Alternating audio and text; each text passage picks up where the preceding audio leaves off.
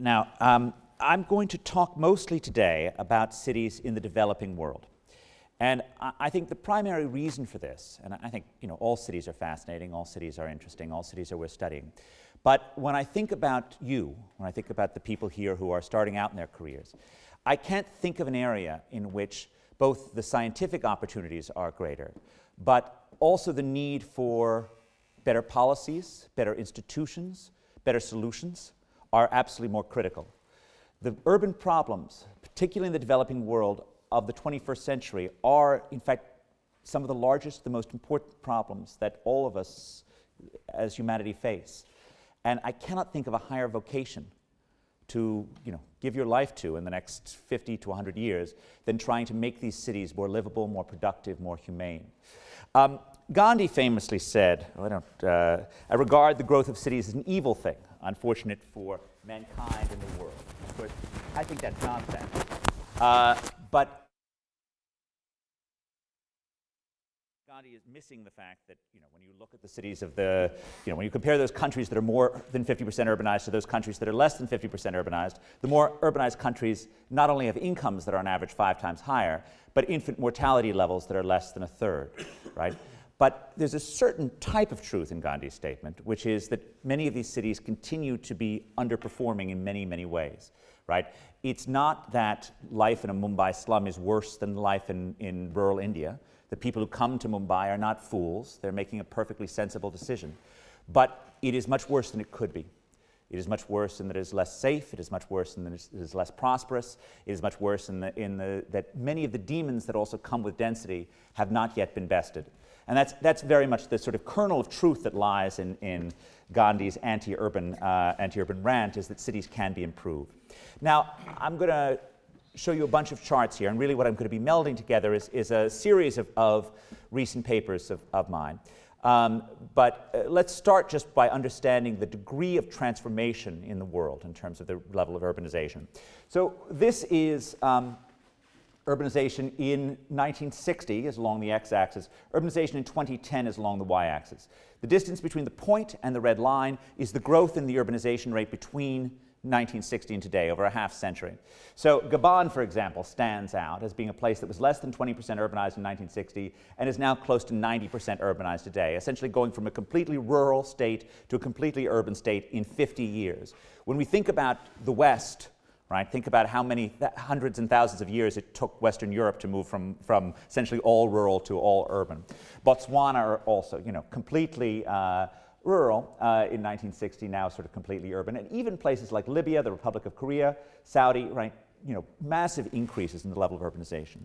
What's particularly striking about the urbanization in the developing world is that it's poor country urbanization. So what these bars show is the share of countries at different income levels that are more than 1/3 urban. The 1/3 mark is a relatively arbitrary benchmark. There's little science for that, but it gives you 1/3 tells you that a fair number of the people are actually living in cities. So what these bars tell you, and of course the incomes are standardized, so it's all in 2010 dollars. So what these bars tell you is that both in 1960 and today, about 80% of those countries with per capita incomes between $4,000 and $5,000 were more than 1/3 urban. If you go to 3,000 to 4,000, actually all of those countries in 1960 were 1/3 urban or more. In 2010, 82% or so, or more than 1/3 urban. But what I really want you to look is down here. So how many countries with per capita incomes below $1,000 were more than 1/3 urban in 1960? 0, not a 1. Because in 1960, as had been true for millennia before that, to be poor was to be rural. Today, more than 40% of these countries are more than 1/3 urban. A similar transformation occurs between $1,000 and $2,000. You go from 20% of countries in 1960 to almost 60% in 2010. And that's really what we're looking at. And I persist in thinking that this is fundamentally a benign process, despite the enormous traumas that exist in many of these cities. But when you think about what they're trying to deal with, right, when you think about the need to deal with the tremendous issues that come with density, be it traffic congestion or contagious disease, right, they're dealing with it with a level of resources that is so much less than what our own societies brought to bear to deal with these same problems, right? And, one way of thinking about it is the U.S. didn't become 50% urban until it had per capita incomes that are about $7,500 in modern dollars. Right? That is 20 times higher than the per capita income in Kinshasa today. Now, this doesn't mean that the relationship between urbanization and income has disappeared in any sense of the imagination. In fact, it's gotten stronger over this time period. This is just a plot of urbanization and per capita GDP in 2010, an enormously strong correlation. Again, I wouldn't in any sense suggest that this means that you ever want to force people off of farms into cities or act as if you don't want to also engage in rural development. But if you look at a plot like this, or I think even more strikingly this one, which shows urbanization in 1960 and per capita growth between 1960 and 2010, again, enormously strong correlation. Among poorer countries in 1960, the places that started with more urbanization had vastly faster growth rates than the places that started with low levels of urbanization. I don't interpret this as being a sign that the government should artificially push people to cities in any way. Right? I think the safest policy at the national level is spatial neutrality, of not trying to pick winners across place. But I can't look at that and give any credence to the view that you want to stop cities from growing. And that's a view that you often hear in the developing world. You walk into, I cannot tell you how many times I've walked into a minister's office and heard, the big problem with cities is I've got to stop the poor people from coming here. Right? This is what you hear over and over again, and it's a tragic thing to hear because there's no future in rural poverty. There's no way out of poverty traps. There's no path towards democracy even that doesn't run through cities. Now, I'm going to be showing you some specific microdata from 4 countries. So again, as I said, I'm melding together a bunch of different papers, but one of them combines a comparison of sort of basic facts in the US, Brazil, India, and China. And Brazil, India, and China are the countries which feel the most like the US in terms of our ability to do statistical work in them, because they're large, they have lots of different cities, and they're obviously at very different levels of urbanization. Brazil is actually now more urbanized than the United States.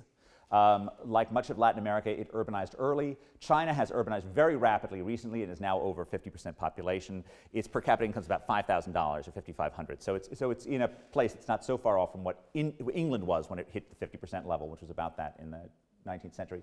India, of course, is still much less, creeping towards the 1/3 level. The phenomenon of poor world urbanization really begins in Latin America. And if you go back to the 1960s and 1970s, there's a healthy literature, as much in political science and sociology as in economics, trying to explain urbanization without development in India. So these are just quotes from the 60s. It is apparent that Latin America on the whole is more urbanized than it is industrialized or developed in other respects. Urbanization is occurring without any industrialization. Today, we now moved, you can hear exactly the same lines being written about Africa, right? So exactly the same sort of move.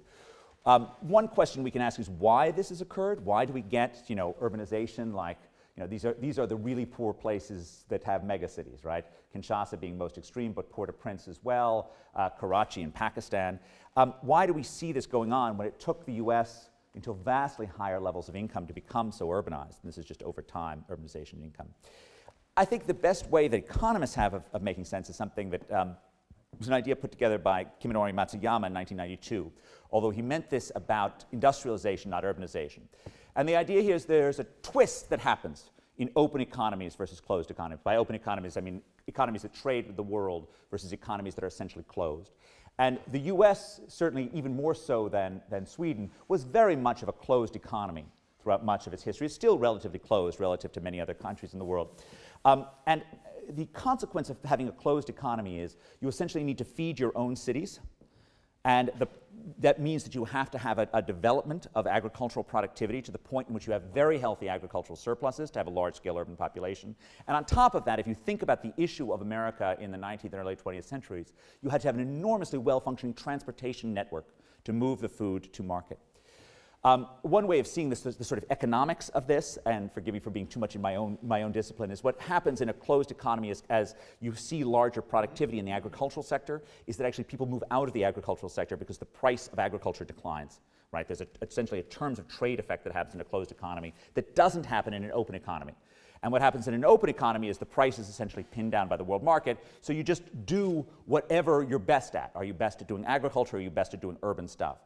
And the point is that many countries of the developing world are terrible at doing agriculture, right? They're poor precisely because their land endowments are very, very low.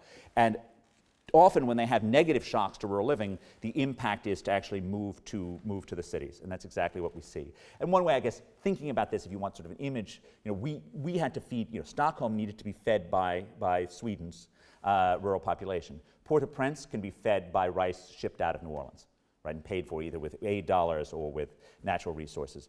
I promise you this is the only regression I'll show you, but this shows essentially that the relationship between agricultural productivity and urbanization has declined quite substantially over time. So it was very strong in 1960. It's dropped to about half of it in 2010. And it's much stronger in closed economies than open economies, which is exactly the prediction of the Matsuyama twist. Now, I'm going to talk a little bit about this cross-national stuff for a second. And I'm going to make one sort of meta point and then sort of talk about what it means. So the first thing to sort of, economics, when it thinks about cities, often turns things on its head. And one of the things it turns on its head is the idea that we should feel bad about urban poverty. And by that I mean not that we shouldn't feel bad about poverty, not that we shouldn't obsess about poverty, but there's nothing particularly bad about the fact that poor people come to cities. Cities typically don't make people poor. They attract poor people with the promise of economic opportunity, sometimes with the ability to get around without a car for every adult. In the US, poverty rates go up near new subway stops, precisely because poor people are moving near cities. So in fact, slums and urban inequality can be a sign that a city is succeeding rather than a city is failing. And to flip that on its side, there's nothing admirable about an American suburb that essentially zoned out poverty, made it impossible to build affordable housing that becomes incredibly equal as a result of that. Just as there's nothing not admirable about a city that makes its services available both to rich and poor alike. The flip side of that is this economic tool that we have for organizing things, and it goes back to the work of Bill Alonso in the 1960s, which is the idea of a spatial equilibrium. And a spatial equilibrium doesn't mean a steady state, doesn't mean, in fact, that we think that city populations aren't constantly moving, constantly dynamic, or that we're in any sort of a resting point. It means much more of an equilibrium about prices. And the idea being that there isn't at any point in time a tremendous free lunch to be had from moving to point A to point B, meaning that if an area has really nice weather and really hot labor markets, right, it's going to be expensive to live there. And you know what? Silicon Valley is expensive. And if a place is, really, really crappy to live in and the wages are still good, the prices are going to be lower. And this has been the organizing principle of US empirical work on prices for the last 40 or 50 years. And it leads to relationships like this. So this is just the relationship between income across metropolitan areas and rent across American metropolitan areas. So this is, in the US, income tracks rent very closely. Now there's a hidden problem with this, which actually the predictions of the model predict a much stronger relationship than you actually see this. So rents and housing prices don't move up enough in the US, but they certainly do fit quite tightly together. It turns out they fit about as well in Brazil. Okay, when you look to the Brazilian data, they fit somewhat less well in China, perhaps because you don't have the free mobility equalizing stuff, and they don't fit at all in India, right?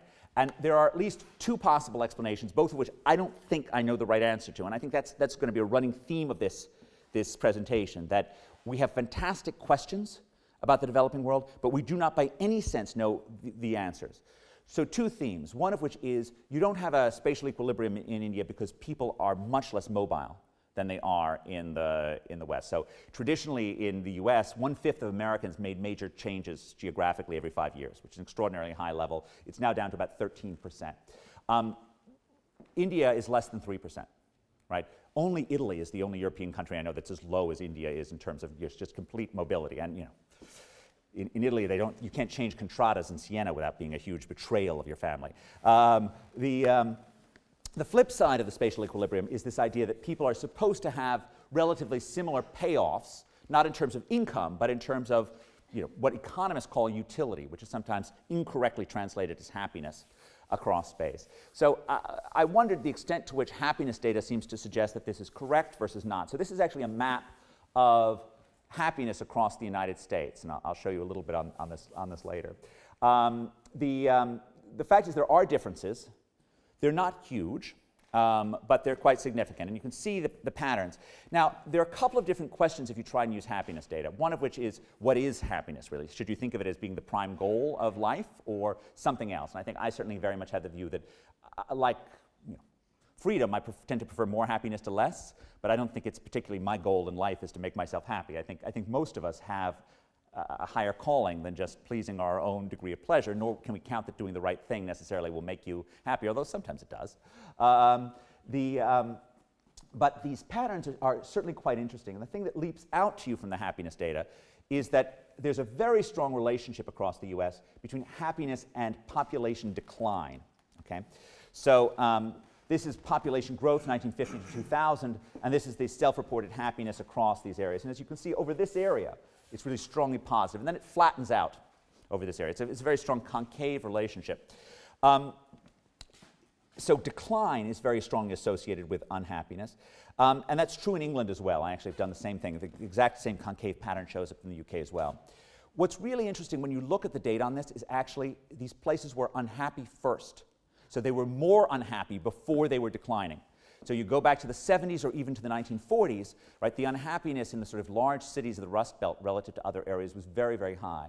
So it leads to an alternative interpretation, which is it's not that the unhappiness created the decline, but the unhappiness is capturing something that's bad about it, capturing the negative amenities perhaps of working in the coal mines of Scranton, and that's what you're looking at over here, or working in in the old Rust Belt. And what people have done is they've moved groping for a new sort of steady state of populations towards areas that actually deliver a bit more happiness. One last caution, though, on the happiness data, that New York is actually extremely low on the happiness data. And one interpretation of this is, in fact, New Yorkers are unhappy. Another version is that no self-respecting New Yorker is going to tell an interviewer how pleased they are with their life. Because, culturally, you sound like a moron in New York if you walk around talking about how happy you are. That does lead a question that, are the people in Georgia so happy, or are they just from a culture that actually says we say things are happy all the time? Now, the happiness data is also useful for thinking about the developing world and thinking about issues of the spatial equilibrium. And one of the reasons why I think Gandhi is wrong is that when I look at happiness gaps between urban and rural areas, and that's what you're looking at right here, along the x-axis is the gap between urban and rural happiness. The higher the point is away from zero, the more the urbanites say that they're happier relative to rural dwellers.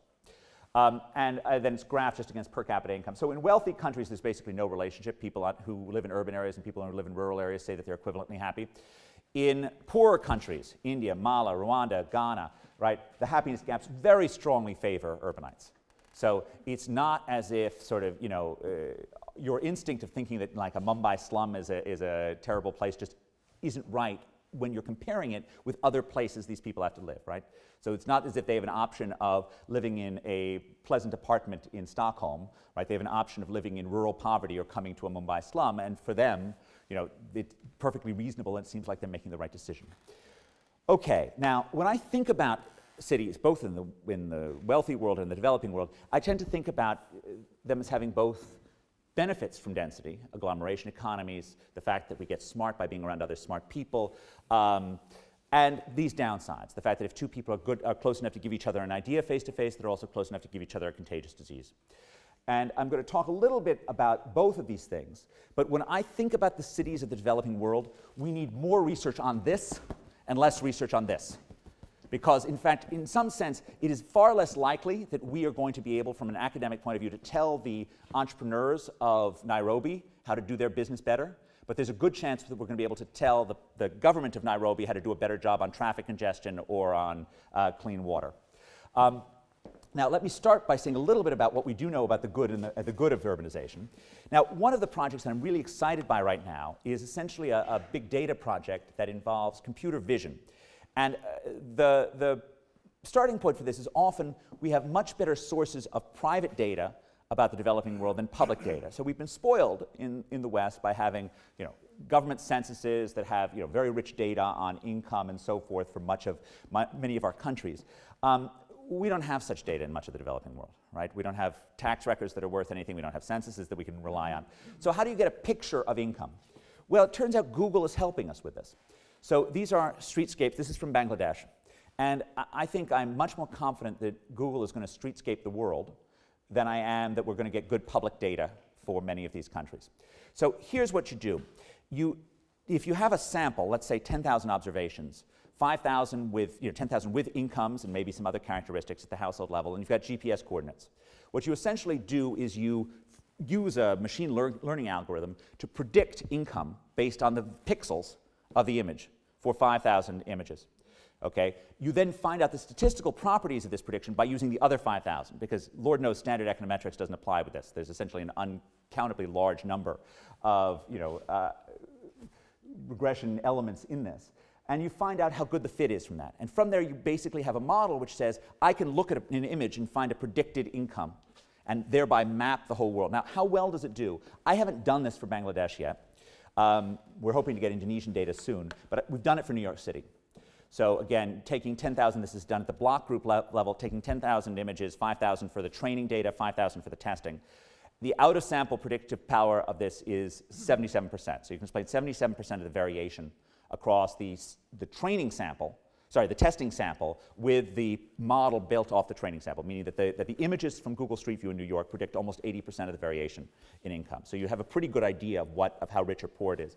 One way to see this is it's a version of what people have been doing with night lights in the developing world by using night lights, images from space as a proxy for income, but at a far finer and far more accurate level than anything could be done from space. It does a less good job of explaining housing prices, but it still does as well.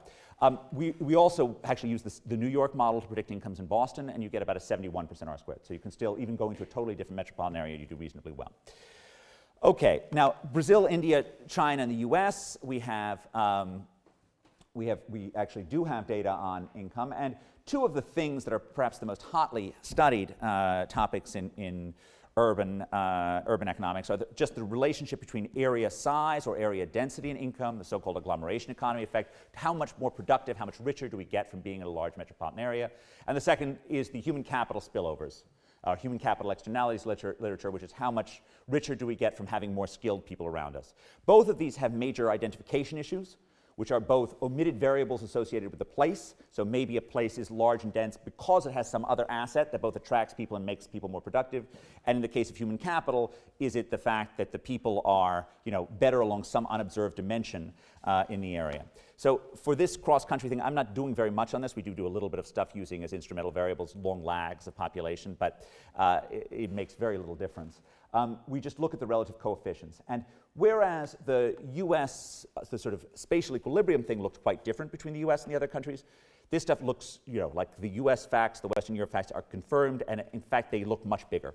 So this is the coefficient on log of population for the US. It's a coefficient like 0.05, 0.06, so you double population, you get about 6% increase in wages on average. The equivalent number for China is 0.1, so it's twice as high. You double population, you get 10% more. Same thing for Brazil, 0.1. And India, it's actually 0.2. And what's a little bit hard to see on these graphs is that the US coefficient, the fits are better. There's less sort of crazy variation all along the place, but the slopes are higher for all the other countries. The same fact is actually true for the human capital effect. And there the order of magnitude is way off. And here it's on, these typically are run on the share of the population with a college degree. So the typical US fact is, as the share of the population with a college degree goes up by 10%, your wages go up on average by about 8%, holding your years of schooling constant, right? And all of these, of course, control for individual characteristics. These graphs are all residualized with respect to these things. And this, actually, I'm getting a larger coefficient here in the US than I do normally. It's close to 0.1, so it's close to about 1, so double, 10% more education, 10% higher wages. The Brazil coefficient, though, is 6. The China coefficient is 6. Actually, it's all the same. It's 6 in each one. So 10% more college degrees, 60% higher wages, if you believe it. Now, the variation is slightly less in percent of college graduation. But if you thought from the US data that human capital is the bedrock of urban success, you should believe that much more strongly about the cities of Brazil, India, and China. That the connection between skills and area productivity are just enormously strong in these developing world countries, which doesn't lead you away from the view that, job one for many of these countries is to continue to invest in education, improve the quality of delivery of skills. And of course, education isn't just a tool for national prosperity, it's a tool for fighting inequality as well. Education is also strongly predictive of population growth, and the coefficients tend to be larger outside the US than inside them. So this is India, China. Okay. Last thing I'm going to say about the good side about cities before I get into the bad side about cities, economic growth and firm size. So there's a long-standing hypothesis in work on urban areas that's associated with the late, great Ben Chinitz, which is that entrepreneurial culture shapes urban success. And he pointed to New York and Pittsburgh in the 1950s and noted that New York appeared to be more resilient than Pittsburgh did even then. He claimed that this was a reflection of the entrepreneurial culture in New York that was inculcated by the industrial past of New York, of having the garment industry, which is a mother to entrepreneurship, very few barriers to entry, very few returns to scale, whereas Pittsburgh had U.S. Steel, which bred company men, right? These people were not entrepreneurial. They weren't good at finding new ways to work. It is remarkable, given how poor our proxies are for a culture of entrepreneurship, how well they work in the U.S. So we both, small firms, lots of new little firms, all very strongly predictive of employment growth, as you see here, controlling for anything you want, and doing instrumental variables like looking at coal mines, which tend to be very predictive of large firms historically, as an instrument for this stuff. Now, the developing world needs much more work on entrepreneurship. Right? We know very, very little about how these facts move across, and yet entrepreneurship in many of these places is all around us. Right? I've never been to a place that's as entrepreneurial as the Dharavi slum of Mumbai. You just walk through the streets, and it's just crowded with people who are doing unbelievable things, and you realize that this sort of city taught them that you could make a living recycling boxes, turning them outside in so that you can't see the old labels, or making pots. It's just an amazing thing. But then, of course, you walk out into the street and you see a kid defecating in an unpaved road. And it reminds you of these demons that come with density, of the fact that, a boy born in New York 100 years ago could expect to live 7 years less than the national average. And that was about the same mortality gap that we had in Elizabethan London. And there are these just potpourri of urban evils that are the great challenge, right? I tend to take the view that there is no more important public service than providing clean water and getting rid of sewage, because there's no crime wave that's as deadly as a cholera epidemic. But just beyond that are the issues around urban crime, particularly a challenge in Latin America and in Sub-Saharan Africa, high housing costs naturally, and traffic congestion. Now, some of my work on this, and again, I'm going to make the point about sort of big data supplementing for government data sources. Some of my work on water recently has been in Lusaka, the capital of Zambia.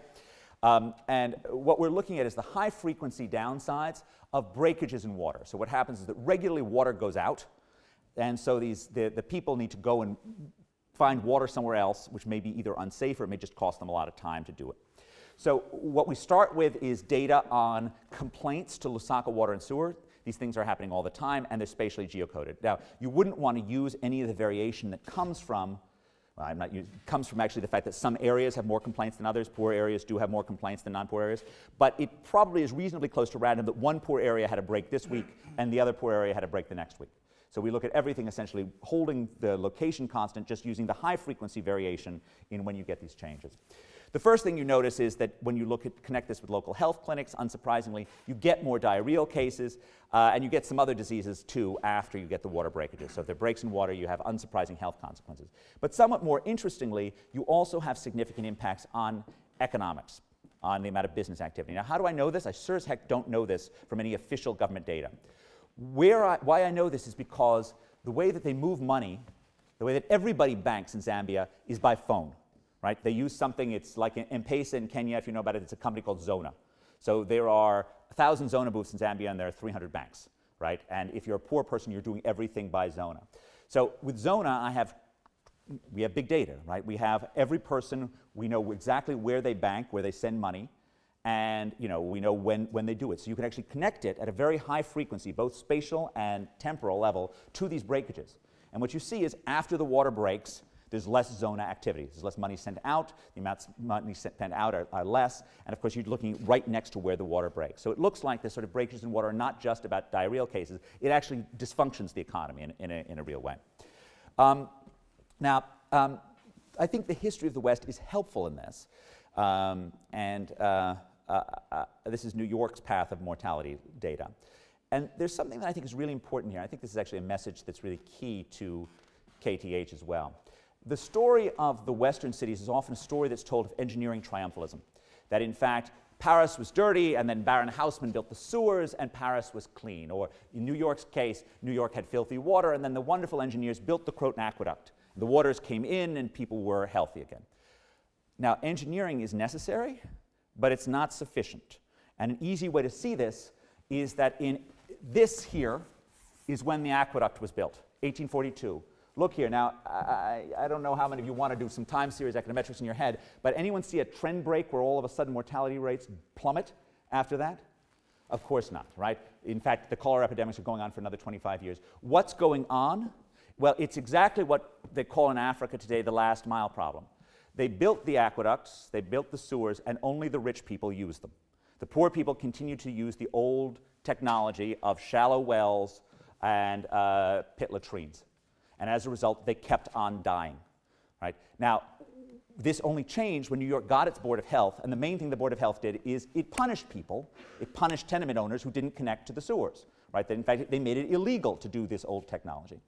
Flash forward 150 years to sub-Saharan Africa today, right? We're unwilling to use punishments because we don't trust the cops. You didn't trust the cops a lot in New York in 1866 either, but maybe you trusted them a little bit more. And the other problem that Africa had that New York didn't have is that you don't know who owns the land. So in New York in 1867, it may have had many issues, but land title was pretty clear. So you could actually punish the person, the tenement owner who didn't connect. Good luck doing that in a township like Alex in Johannesburg. Good luck doing that in much of the developing world, which tells you that much of the problems of dealing with infrastructure is about incentives. It's about actually how to get people, fine, you build latrines in Dharavi or where have you, but the kids still defecate in the street. How do you actually nudge them? How do you actually move them forward? And especially since we're not willing to authorize large, expensive sanctions. I think that's when we think about punishments in the developing world, and I know punishment is a sort of a cursed word in lots of ways, but you need some sort of a nudge. You want to think about very mild punishments that are unlikely to be abused. So if I were going to sort of punish 7-year-old kids for defecating in the street, I'd make them read for an hour in a community center, right? That's the kind of punishment that you should have in mind, something that's the kind of punishment that you exert on your own children, whom you love greatly, rather than a sort of punishment that's really awful. The need for incentives is also clear in the driving realm, right? Gilles Danton and Matthew Turner have empirically established the fundamental law of highway traffic, which is in the US, that vehicle miles traveled increase roughly 1-for-1 with highway miles built, right? If you build it, they will drive it. There's no way to just build more driving infrastructure and get the number of drivers to go down, right? They're going to go up, and as a result, highway traffic is only solved by imposing some cost, right? Imposing some form of social cost, and congestion pricing is the right technology. As sensors improve, as technology improves, it will be easier to have real-time costs for people for driving in crowded areas, and there's no substitute for this. There's no substitute for, the solution is not going to come from improving the efficiency of the transportation delivery, because that will always just engender more of a demand response, more drivers. You need to actually charge people for the social cost of using valuable space. In many cases, there are interesting things about two technologies which compete. In South Africa, this is most obvious, and this is South African minibuses, which are the transportation technology of the poor, and this gleaming, shining Gautrain, which is the public transportation technology of the rich. One of which is expensive, one of which is cheap. The minibuses are also not just trafficky, but also they're unsafe, and they don't leave until they're fully booked. The question is, how do you move from one technology to the other? And in some cases, the issue is, as in the case of the boreholes in New York in 1866, you just want to get rid of the old technology. I'm sure that's not the case here. I'm sure the right answer is to actually gradually improve the minibuses in ways that make them somewhat safer and somewhat more pleasant. But that issue of getting the technological change to deliver it in a good way is clearly crucial.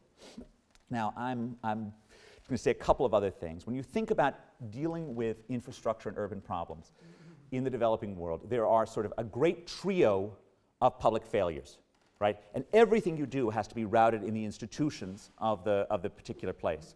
One set of public failures are about sheer public management, right? Waste, corruption, things that we know well about from New York history, right? Because we did it too. So that's, the money getting spent in the wrong ways. And the poster child for this is Tweed's infamous courthouse. This thing cost $6 million in 1870, and it all flew out the window to various connected contractors, right? This happens across the world as well. It's one form of an issue. A second issue is no corruption, but political failures, which means you do the thing perfectly, right? There's no one getting paid off, but it's a stupid thing to do. Right? And there's no area in which it is easier to waste billions of dollars than infrastructure.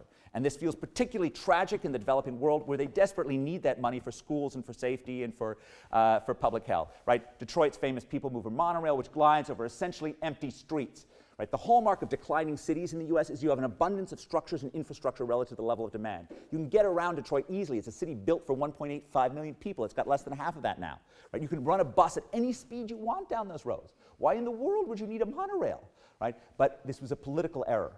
And it's a political error that repeats itself over and over again in cities, that we look at a technology and it looks cool, and we don't make the right choice. I have to skip over this, but we have models of thinking about these things, and often the question is whether or not you can trust the courts more, you can trust the executive branch more. three other final points, and then I'll conclude. Often when we think about the downsides of public policy, the errors that are made by city building, I think of there as being a Scylla and Charybdis, right? Two great demons to avoid. One of which is NIMBYism, as exemplified here by Mumbai, which labored under a 1.25 floor area ratio for much of the past 50 years. A city that desperately needed to build more and to build up, right? But that had rules imported from British town and country planning that said that average buildings could not be higher than 1.25 stories, right? I am not in any sense advocating, right? I'm an economist, and part of the economist viewpoint is we like choice, we like freedom, we like people who, to have some options to live in tall buildings, some to live in short buildings. But the idea that we're going to have a one-size-fits-all, very narrow level of building is just crazy in these developing world cities. This very much comes from the view we just want the poor people to stay home. But of course, they don't stay home. You just create a dysfunctional city that sprawls out rather than up. The other problem of this, of course, is you get tall buildings that are separated by too much space. So you don't create walkable pedestrian areas, which is such a crucial part of making high-density cities work. You can also get those large towers that are disconnected from monumentalism as well, and that's the other error, is that's building for the sake of building rather than to deliver the structures and infrastructure that people need. Astana is a pretty obvious example of this, but there's much to be admired in what China has done in urbanization, but there's also much that is sheer folly, particularly when you get to the third and fourth tier cities away from the edge, building far too fast in the wrong places at levels of quality that are completely unsuited for the current level of Chinese demand. And that's the hangover from this is going to be quite big going forward. And fundamentally, it starts with a mismatch between the structures, wanting to build shiny structures for their own sake rather than to build structures that people need. One of the reasons, of course, to get cities right is because cities are, as was suggested, good for the environment. And I like to illustrate this with a story about a young Harvard College graduate who on a beautiful spring day in 1844 went for a walk in the woods outside of Concord, Massachusetts. And he did a little fishing, and the fishing was good because there hadn't been much rain lately. And when he came to cook the fish into a chowder, the wind flicked the flames to the nearby dry grass. And a fire started, and it spread, and it spread, and it spread. And by the time it was done, it was a raging inferno that had burned up more than 300 acres of prime woodland. In his own day, he was harshly criticized as an enemy of the environment. The Concord Freeman, the local paper, called him a flibberty gibbet, which seems to have been pretty bad for 1844. And I think they were right. I can't think of any young man in 1844 who did as much damage to the environment as Thoreau did. For in fact, this was Henry David Thoreau, the secular saint of American environmentalism, whose book Walden appears to preach a gospel of what a wonderful thing it is to live surrounded by nature. His own life seems, at least to me, to teach a very different story, which is that we are a very destructive species, and if you love nature, you should stay away from it, as indeed Thoreau should have stayed away from nature if he wanted to be good to it. Now, I don't actually believe that, people should cease to live in wooded areas. I believe in choice. I just also believe that people should pay for the social costs of their actions, which means that they should not be given highways for free. They should actually pay for them, which means that whatever we decide is the appropriate carbon tax we should have on energy uses, that would nudge people back. I found out when I started acquiring small children about 10 years ago, I moved out from about here, which is high density within the core of Boston, to about here, right, which is low density, like many American parents. And I started doing practically as much damage to the environment as Thoreau did, what with the driving and the heating and the whole thing. And at a global scale, we all have a lot to gain if China and India build up rather than building out, right? One way to see this is if China and India see their per capita carbon emissions level rise to that seen in the sprawling United States, global carbon emissions go up by about 130%. If they stop at the level seen in wealthy but hyperdense Hong Kong, global carbon emissions go up by less than 30%. So again, a reason to work on the developing world cities, a reason also to get our own houses in order and make sure we have the right urban policies that don't, again, push people towards one particular lifestyle, but don't stack the deck against cities either, and also that charge people for whatever environmental damage they do. Last point, and I will end on this. It is easy to look at the problems of the developing world and sometimes feel that it's hopeless. And you certainly can feel like it's hopeless often when grappling with public sectors that can be terribly dysfunctional in many areas. Not that our own public sectors can't fail as well, but you often feel that it's even if you persuaded the leaders to do the thing, there's no way that they have capacity to follow through on whatever great idea that you have. And this is sort of a constant issue. I think the sort of hopeful thing that I want to remind all of us on is that cities aren't just a path towards prosperity, right? They're not just good for the environment, right? They're not just fun, they're not just culturally exciting. They're also, I believe, very much the path towards better government and to democracy. And when we think about the history of the West, and Peter's here. So we should give the Netherlands pride of place in this, because in fact the American Revolution is not, as I've heard so many commentators after last Friday's tragedy spake, is not in fact modeled on anything to do with France. France was an autocracy relatively when America had a revolution. In fact, they borrowed stuff from us. But in fact, what we did steal from was the Dutch. Right? In fact, the Declaration of Independence is very clearly modeled on the Dutch Declaration of Freedom from the Spaniards. And the Dutch movement towards democracy in the 16th and early 17th century was very much came out of a tradition of urban life in the Netherlands. Not just, of course, in the cities that are now the Netherlands, but in Bruges, in Ghent, in Antwerp, in places that had developed a tradition of ordinary citizens fighting against the nobles, against their overlords. Think about the Battle of the Golden Spurs. Right, 800 years ago, when a weaver and a butcher came together to lead the guildsmen of Bruges and defeat, right, this army of French nobles. This happens still today. Right? This happens in Tahrir Square, where urbanites organize to overthrow a dictator. Now, unfortunately, right, cities mean change, and often that change gets out of control. Right? St. Petersburg was a democratizing revolution. It didn't end up so perfectly. Right? We still don't know where the Arab Spring is going to lead. But I guess if you think that there's any chance to improvement, to organized people forcing change, to getting their views heard, to forcing accountability on government, that comes through cities. And I guess that's why I think in some sense fighting for urbanization, fighting to make those cities more livable, safer, better, is a great fight, not the great fight of the 21st century. So thank you for your time.